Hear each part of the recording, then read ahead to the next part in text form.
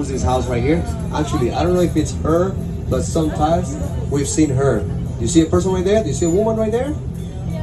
All right. So ahí está la casa de Jennifer Lopez. $41 million, guys, right here for the lady from El Bronx. All right, $41 million. So yeah, 26 Puff Daddy, 26 Julio Iglesias right here, and then it was $41 million for Jennifer Lopez. Right here, dear friends. You look at this property, starts right here. Yes, it's the biggest one though. Has a huge, beautiful garden. It has in the back, if you can see it, it has a greenhouse and then tennis courts. Then it comes the house. Aquí vemos una casa de 7 acres, queridos amigos, con un jardín precioso, enorme, grande. Tenemos allá detrás del invernadero, luego canchas de tenis, luego tenemos la casa. All right, now, who owns this entire property of 7 acres?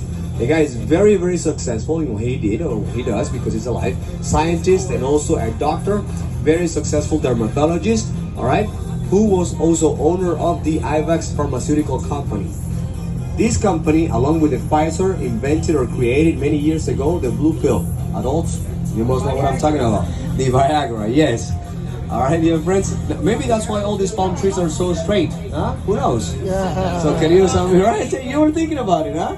So, queridos amigos, allí a la derecha, les digo en español, la propiedad de 7 acres le pertenece al científico y doctor dermatólogo, ok, que era dueño de la compañía IVAX, compañía farmacéutica, que junto a la compañía Pfizer, la misma Pfizer que hizo la vacuna contra el COVID, inventaron hace muchos años ya la pastillita azul. Los que hablan español, ¿saben cuál es la pastilla azul? La pastilla azul es la Viagra, ¿ok? So, queridos amigos, quizás es por eso que todas estas palmas están tan rectas.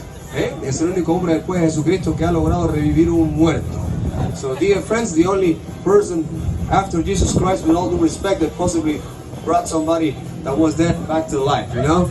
So, dear